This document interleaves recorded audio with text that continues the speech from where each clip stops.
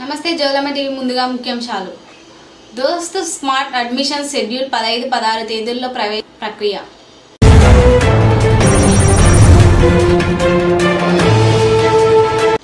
తెలంగాణలో ఇక సులభంగా కుల ధృవీకరణ పత్రిక జారీ.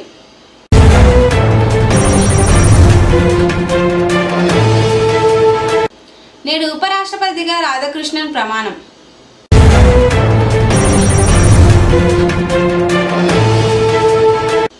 ఐదు ఎకరాల లోపున్న భూములున్న రైతులకు శుభవార్త.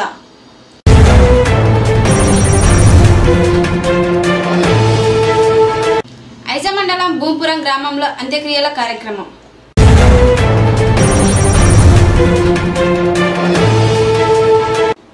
వ్యవసాయ పొలంలో దూసుకెళ్లిన స్కూల్ వ్యాన్, ప్రాణాల నుండి బయటపడిన విద్యార్థులు.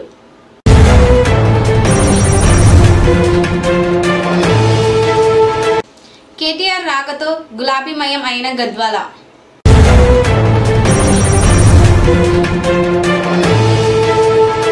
అంబులెన్స్ డ్రైవర్ నిర్వాహకం అదుపు తప్పిన అంబులెన్స్.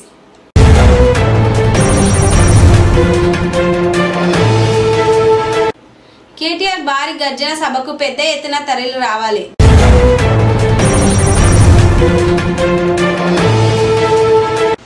కాంతిరెడ్డి పార్థివ దేహాన్ని పూలమాల వేసి నివాళులర్పించిన గద్వాల ఎమ్మెల్యే.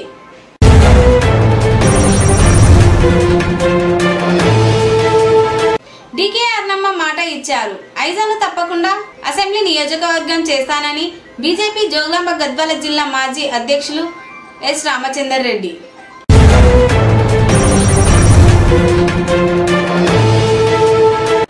అర్హులైన ప్రతి ఒక్కరికి ఇందిరమ్మ ఇండ్ల పథకాలు ప్రొసీడింగ్ పత్రాలను అందజేసిన ఎమ్మెల్యే.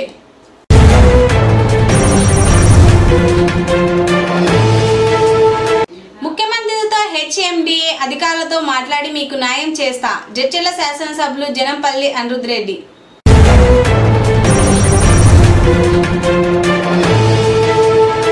చేతులెత్తేసిన జూపల్లి.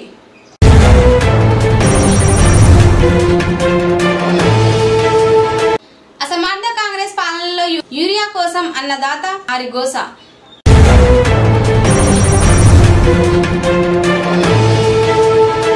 ఇక వివరాల్లోకి వెళ్తే 2025-26 విద్యా సంవత్సరానికి గాను రాష్ట్రంలో డిగ్రీ కాలేజీల్లో ప్రవేశానికి దోస్ స్మార్ట్ అడ్మిషన్ షెడ్యూల్ ను గురువారం ఉన్నత విద్యా మండలి విడుదల చేసింది. శుక్రవారం దోస్ వెబ్సైట్లలో కాలేజీల్లోని ఖాళీ సీట్లను వివరాలను అందుబాటులో ఉంచుతామని అధికారులు తెలిపారు. ప్రవేశ ప్రక్రియను ఈ నెల 15-16 తేదీలలో చేపడతామని పేర్కొన్నారు. కుల ధృవీకరణ పత్రాలను సులభంగా పొందేలా మీ సేవ నూతన ప్రక్రియకు శ్రీకారం చుట్టింది. బీసీ, ఎస్సీ, ఎస్టీ వర్గాలకు చెందిన పౌరులు ఇప్పుడు మీ సేవా కేంద్రాలలో నేరుగా కుల ధృవీకరణ పత్రాలను పొందవచ్చు. గతంలో ప్రతి దరఖాస్తుకు కొత్తగా తహసీల్దార్ ఆమోదం పొందాల్సిన అవసరం ఉండేది. దీనివల్ల ధృవీకరణ పత్రాలు పొందడంలో జపం ఏర్పడుతుండటంతో ఈ సమస్యను నిరాకరించడానికి ఐటీ పరిశ్రమల శాఖ మంత్రి దుద్దిల్ల శ్రీధర్ బాబు ఆదేశాలతో మీ సేవా విభాగం దీనిపై దృష్టి పెట్టింది. సిసిఎల్ఏ, బీసీ సంక్షేమ, ఎస్సీ సంక్షేమ, జిల్లా అడ్మినిస్ట్రేటివ్ అధికారులు తహసీల్దార్లతో పలు దూపాలుగా సమావేశాలు నిర్వహించి అనంతరం తాజా మార్పులు చేపట్టారు. ప్రయోగాత్మకంగా ఈ మార్పును 15 రోజుల క్రితం అమల్లోకి తెచ్చారు. ఇప్పటికే 17,571 మంది ఈ సేవను విజయవంతంగా పొందారు. ప్రతి సంవత్సరం దాదాపు 20 లక్షల మంది కుల ధృవీకరణ పత్రాల కోసం దరఖాస్తు చేస్తుంటారు. కొత్తగా జారీ చేసే సర్టిఫికేట్లో గతం ఆమోదించిన అధికారి వివరాలు తిరిగి జారీ తేదీ ఉంటాయి. ప్రత్యేక కేసులలో దరఖాస్తును గత ప్రక్రియ ప్రకారం ఆమోదం కోసం పంపిస్తారు. ఉపరాష్ట్రపతిగా నూతనంగా ఎన్నికైన రామచంద్రరావు పొన్నుస్వామి రాధాకృష్ణన్ శుక్రవారం 15వ ఉపరాష్ట్రపతిగా ప్రమాణ స్వీకారం జరిగింది. ప్రమాణ స్వీకార కార్యక్రమం ఉదయం 9 గంటలకు రాష్ట్రపతి భవనంలో జరిగింది. రాష్ట్రపతి ద్రౌపది ముర్ము ప్రమాణ స్వీకారం చేయించారు. కార్యక్రమానికి ప్రధాని నరేంద్ర మోదీతో పాటు కేంద్ర మంత్రులు, పలువురు ఎంపీలు, ఎన్డీఏ పక్షాల అధినేతలు, ముఖ్యమంత్రులు సైతం హాజరయ్యారు. తెలంగాణలో సాదా బైనామా భూములున్న రైతులకు రాష్ట్ర ప్రభుత్వం శుభవార్త చెప్పింది. సాదా బైనామా దరఖాస్తుల క్రమబద్ధీకరణ కోసం తెలంగాణ రెవెన్యూ శాఖ ఉత్తర్వులు బుధవారం జారీ చేసింది. సాదా బైనామాలను క్రమబద్ధీకరిస్తామని ముఖ్యమంత్రి రేవంత్ రెడ్డి, రెవెన్యూ శాఖ మంత్రి పొంగిలేటి శ్రీనివాస్ రెడ్డి పలు వేదికలపై ప్రకటించిన విషయం తెలిసిందే. 2020లో బీఆర్ఎస్ ప్రభుత్వం హయాంలో 5 ఎకరాల లోపు వ్యవసాయ భూముల సాదా బైనామాల క్రమబద్ధీకరించేందుకు ఆన్లైన్లో దరఖాస్తులు ఆహ్వానించింది.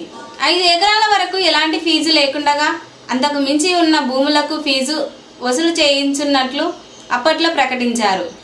ROR 2020 చట్టంలో క్రమబద్ధీకరణ సెక్షన్లు లేకపోవడం న్యాయపరంగా వివాదానికి దారితీసింది. దీంతో 9,65,000 సాదా బైనామా దరఖాస్తులు పెండింగ్ లో ఉన్నాయి. దీనిపై ఉన్న స్టేను గత నెలల్లో హైకోర్టు స్టే ఎత్తి వేయడంతో దరఖాస్తుల పరిష్కారానికి మార్గం లభించింది. ROR 2020 స్థానంలో కాంగ్రెస్ ప్రభుత్వం భూభారతి చట్టాన్ని తీసుకువచ్చింది. ఐజా మండలం భూంపురం గ్రామంలో అంత్యక్రియల కార్యక్రమం.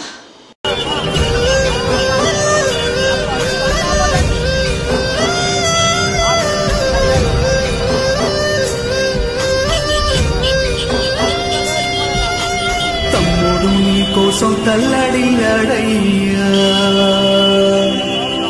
చెల్లి గుండె నీకై చెరువైపోయిందయ్యా, కంచంలో నీ మెతుకు నిన్నే ఎతికేనయ్యా, నీ కళ్ళద్దాలు నీకై కలియ చూసేనయ్యా, నువ్వు తొడిగిన సొక్క నీకై దిగులు పడి చిలక కొయ్య కూరి పెట్టుకుంది రయ్యా రంగస్థల.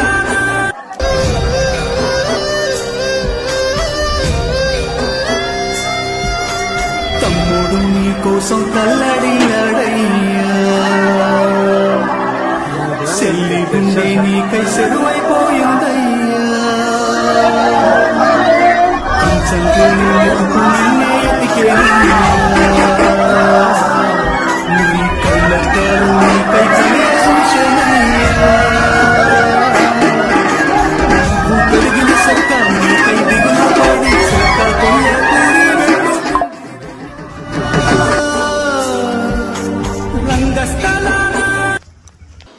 గట్టు మండలంలోని అరగిద్ద జ్ఞాన సరస్వతి ప్రైవేట్ స్కూల్ వ్యాన్ ఒక్కసారిగా అదుపు తప్పి పొలంలో దూసుకెళ్లి బోల్తపడింది.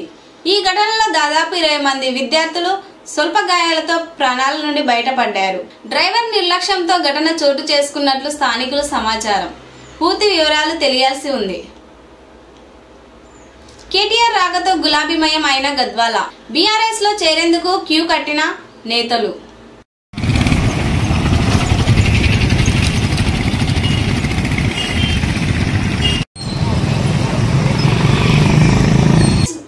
అంబులెన్స్ డ్రైవర్ నిర్వాహకం వల్ల రవాణా సౌకర్యం లేని రోడ్డు మార్గాన వెళ్తున్న ఓ అంబులెన్స్ అదుపు తప్పి ఇరుక్కపోయింది. ఆ సమయంలో అంబులెన్స్ లో ఎవరు లేకపోవడంతో పెను ప్రమాదం తప్పింది.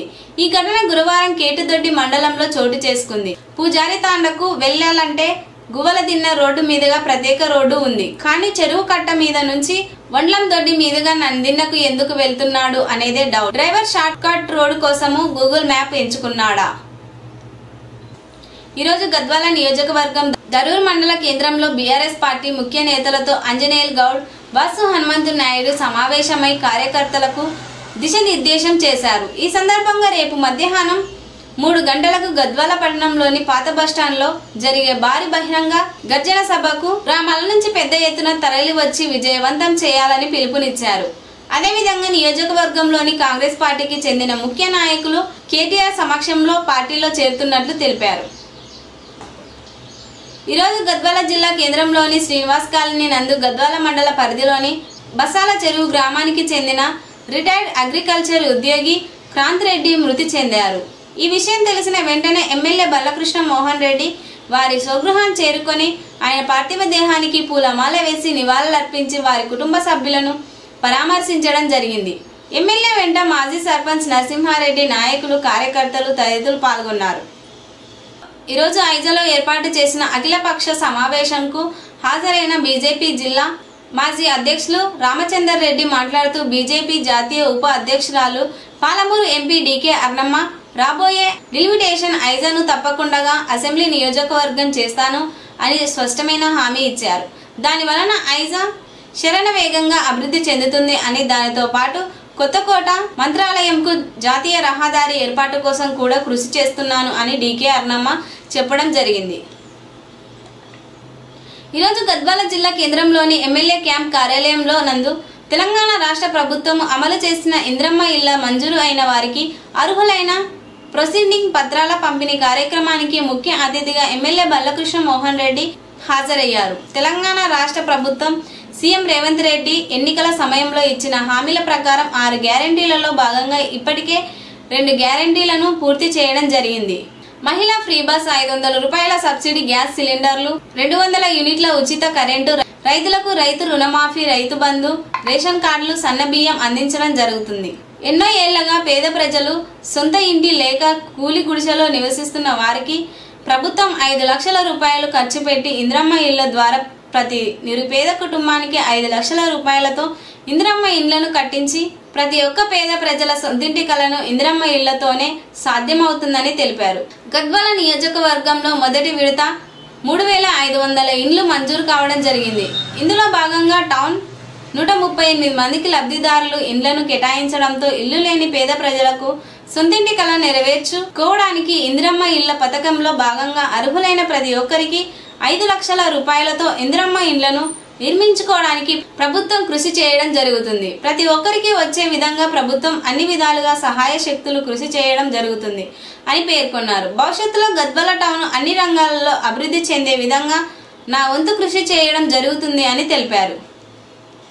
ఉమ్మడి బాలనగర్ మండలంలోని మాచారం, గుండేడు, పెద్దైపల్లి, గౌతపూర్, చిన్నరేపల్లి గ్రామాల సరిహద్దు ప్రాంతాల నుండి RRR రోడ్ రావడంతో ఆ రైతుల భూములు అందులో పోతాయని వార్తా కథనాలు, వాట్సాప్, HMDA సైట్ ఎలాంటి వాటిల్లో రావడం బాధిత రైతులలో ఆందోళన కలిగించింది. తమకు ఉన్న 1 ఎకరా, అర ఎకరా భూమి ఆ RRR లో పోతే మా పరిస్థితి ఏంటని, తమకు పెళ్లి కావలసిన ఆడకూతుర్లు ఉన్నారని, ఆ భూమి ఉంటే కనీసం అది అమ్మి అయినా పెళ్లిళ్లు చేసే అవకాశం ఉండేదని, ప్రస్తుతం ఆ RRR రావడం ద్వారా మాకు దిక్కుతోచని పరిస్థితి వచ్చిందని భూ బాధితులు ఆవేదన వ్యక్తం చేశారు. అందులో భాగంగా గురువారం ఉదయం రంగారెడ్డిగూడలోని జడ్చెల శాసనసభ్యులు జనంపల్లి అందుర్రెడ్డి స్వగృహానికి చేరుకున్న RRR బాధితులు ఎమ్మెల్యేని కలిసి వినతి పత్రం అందజేయడం జరిగింది.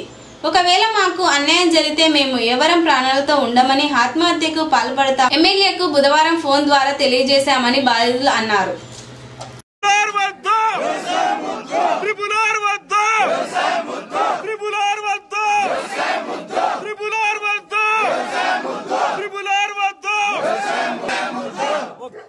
ఎకరాలు పోతుంది సార్, చిన్న కారు రైతులు అసలు ఏం లేదు సార్. ఆడ ఎవరైనా ఏమున్నా అది టీఆర్ఎస్ ప్రభుత్వం తీసిందా అది మాకు తెలియదు సార్. అది మాకేమంటే ఎక్కడ పోయి రైతులమంటే పెద్దవాళ్లకు బతేది సార్. కంపెనీలు ఏమున్నా వాళ్ళ దగ్గర లేదు సార్. నేను సార్ ఇప్పుడు రోడ్డు మీద పడతాం సార్. నేను రంగారెడ్డి కూడా ఇక్కడ సార్ అల్లునే సార్. నేనేం అట్లా ఏం లేదు.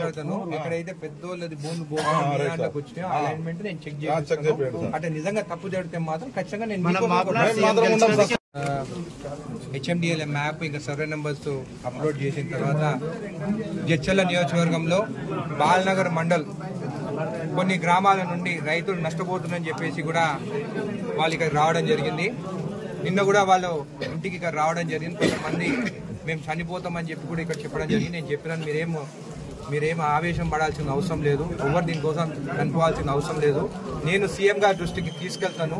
కొన్ని అలైన్మెంట్ ఇక్కడ మార్చినారు. కొంతమందికి 200 ఎకరాలు ఉంటే పెద్ద భూస్వాములు వాళ్ళ దాంట్లో రాకుండా ముందేమో వాళ్ళ దాంట్లో చూపించి తర్వాత పక్కన అలైన్మెంట్ చేసినని కొంతమంది నాకు చెప్పడం జరిగింది. ఖచ్చితంగా లిఖపూరితంగా వాళ్ళు కంప్లైంట్ కూడా నాకు ఇవ్వడం జరిగింది. ఆబ్జెక్షన్స్ కూడా వాళ్ళు HMDAలో పెట్టినారంట. నేను ఖచ్చితంగా నేను కూడా ఆబ్జెక్షన్స్ పెడతాను. అట్లుంటే మీకు చిన్న ½ ఎకర్ 1 ఎకర్ వేటర్ ఉంటే పక్కన 200 ఎకరాలు భూస్వాములు ఉంటే వాళ్ళ దాంట్లో అలైన్మెంట్ ఏమన్నా మార్చవచ్చా అని చెప్పి కూడా సీఎం గారిని అడుగుతానని చెప్పి కూడా వాళ్ళకి చెప్పడం జరిగింది. జడ్చెల నియోజకవర్గం ప్రజలు మీకు ఎప్పుడైనా కానీ నేను మీ పక్షాన్నే ఉంటాను. మీరేమి ఆందోళన చెందాల్సిన అవసరం లేదు. నేను సీఎం గారితో మాట్లాడతాను, HMDA వాళ్ళతో కూడా మాట్లాడతాను. మీరు నిన్న కలెక్టర్ గారి దగ్గర కూడా పోయినారు. ఏం నోటిఫికేషన్ అయితే ఇంకా రాలేదు. ఖచ్చితంగా నేను మాట్లాడి మీకు ఎట్లా న్యాయం చేయాలనో వాళ్ళతో మాట్లాడి మీకు కూడా తెలియజేస్తానని చెప్పి కూడా చెప్తున్నాను. ఖచ్చితంగా మీ పక్షాన్నే నేను ఉంటానని మాటిస్తున్నాను. ఇక్కడ ముందేమో మార్కింగ్ ఏమో బాలనగర్ అవతల షార్దార్ కాన్స్టిట్యున్సీలు ఉండే, దాని తర్వాతనేమో నా కాన్స్టిట్యున్సీలోకి వచ్చిన తర్వాతనే నేను చూశాను. ఖచ్చితంగా దీని గురించి కూడా నేను మాట్లాడతాను. అలైన్మెంట్ కొన్ని దగ్గర చేంజ్ అయినాయి. అవి ఎందుకు చేంజ్ అయినాయి అనేది కూడా నేను ఖచ్చితంగా నా లెటర్ పైనే హెచ్ఎండిఏ వారికి రాసి దాని గురించి వివరణ నేను అడుగుతాను. కలెక్టర్ దృష్టికి రైతులకు ఏమైనా ఆబ్జెక్షన్స్ ఉంటే ఖచ్చితంగా వాళ్ళకు కూడా కడుపు మండుతుంది. ఇప్పుడు ఎకరా భూమి పోయిందనుకో, కావ 3 కూతురు ఉన్నాయంట, వాళ్ళు పెళ్లిళ్ళు చేయాలంటే ఎకరా భూమి అమ్ముతూనే పెళ్లి అవుతుంది. ఇప్పుడు దాంట్లో అలైన్మెంట్లో పోతుంది, మాకేం నష్టపరిహారం వస్తుంది అవన్నీ డీటెయిల్స్ కావాలంటే ఇంకా అంతవరకు రాలేదు. ఖచ్చితంగా ఏ డీటెయిల్స్ వచ్చినా కానీ మీ పక్షాన్ని నేను నిలబడతానని కూడా వాళ్ళకి చెప్పడం జరిగింది. డెవలప్మెంట్ అయితే జరుగుతుంది, ఒక పక్క డెవలప్మెంట్ ఉంది, ఒక పక్కన కొంతమంది నష్టం కూడా జరుగుతుంది. ఖచ్చితంగా నా అభ్యంతరం కూడా దీనికి ఏవైతే వీళ్ళు ఇచ్చారో ఖచ్చితంగా అవి కూడా రాసి సీఎం గారికి హెచ్ఎండిఏ వాళ్ళకు నేను కూడా 15th లోపల నేను కూడా సబ్మిట్ చేయబోతున్నాను. వచ్చేసారి మా కాంగ్రెస్ పార్టీ గెలుస్తుందో లేదో తెలియదు, నేను మళ్ళీ గెలుస్తానో లేదో తెలియదు. ఇందిరమ్మ నమూనా గృహం ప్రారంభోత్సవం సందర్భంగా సంచలన వ్యాఖ్యలు చేసిన ముఖ్యమంత్రి జూపల్లి కృష్ణారావు. కానీ నేను హామీ ఇయ్యను. ఎందుకంటే ఎందుకు హామీ ఇస్తా?